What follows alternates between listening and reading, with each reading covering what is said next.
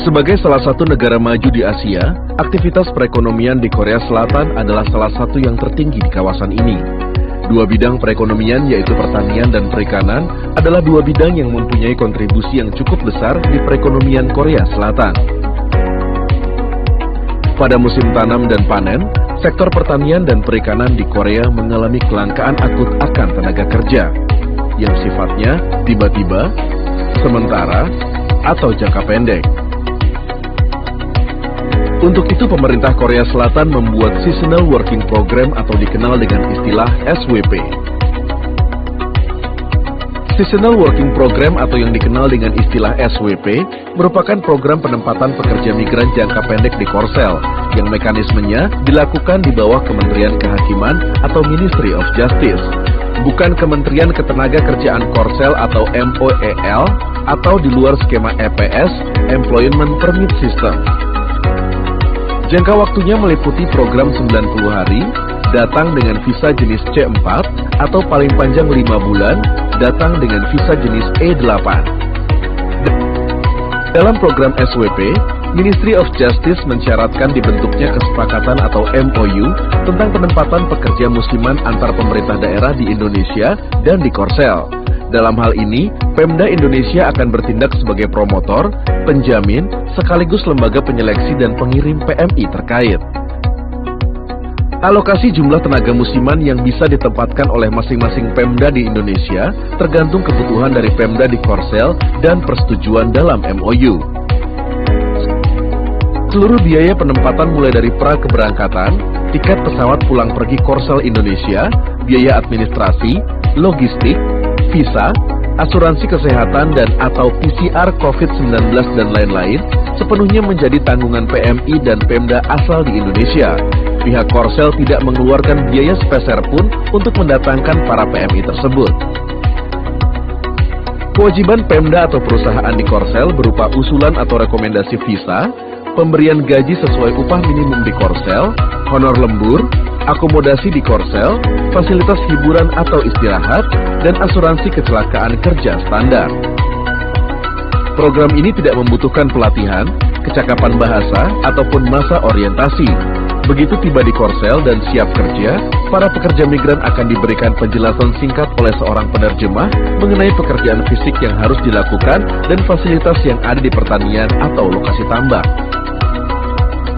Jika PMI yang bersangkutan sakit atau harus masuk ke rumah sakit, perusahaan bekerja sama dengan Pemda di Korsel akan membawa PMI terkait ke rumah sakit rujukan.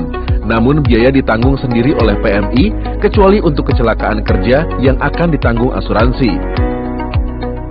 Belum terlihat pembagian hak dan kewajiban yang adil dalam proses penempatan dan perlindungan PMI di program ini.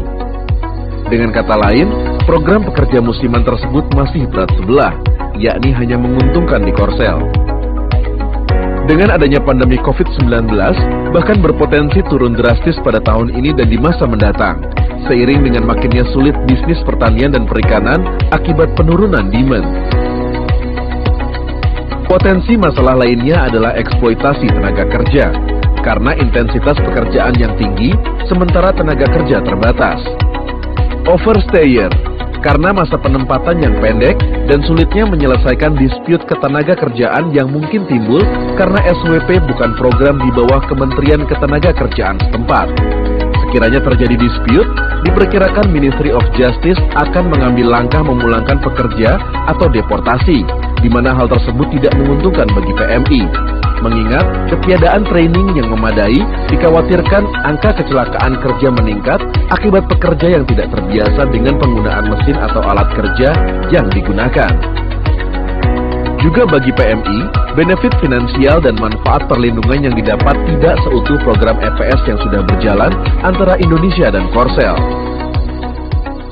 Untuk itu Indonesia perlu fokus pada dua hal, yakni agar akses pengiriman PMI dengan skema EPS, penempatan baru maupun re-entry dapat segera dibuka kembali oleh Korsel. Saat ini, penempatan tertutup akibat pandemi COVID-19. Menjajaki peningkat kuota di luar sektor manufaktur dan perikanan, di mana masih terdapat sektor potensial lainnya, seperti konstruksi, E92, pertanian, E93, dan jasa, 9E, 95. Keuntungan yang didapat yaitu kesempatan kerja di Korea Selatan. Proses penempatan berdasarkan ketentuan pasal 49 Undang-Undang Nomor 18 Tahun 2017 tentang Perlindungan Pekerja Migran Indonesia menyatakan bahwa pelaksana penempatan pekerja migran Indonesia ke luar negeri terdiri atas A. Badan untuk skema G2G dan P2P. B. Perusahaan penempatan pekerja migran Indonesia untuk skema P2P. Atau C. Perusahaan yang menempatkan pekerja migran Indonesia untuk kepentingan perusahaan sendiri atau UKPS.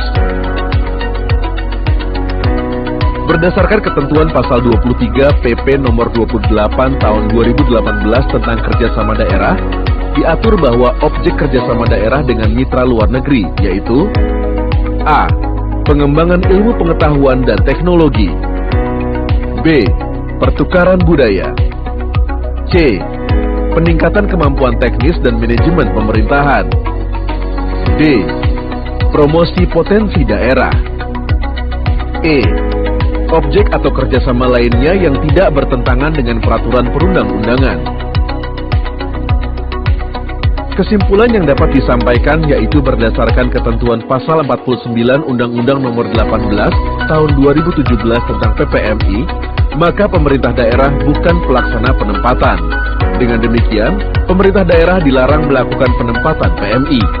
Berdasarkan ketentuan pasal 23 PP nomor 23 tahun 2018, penempatan pekerja migran bukan merupakan objek ruang lingkup kerjasama.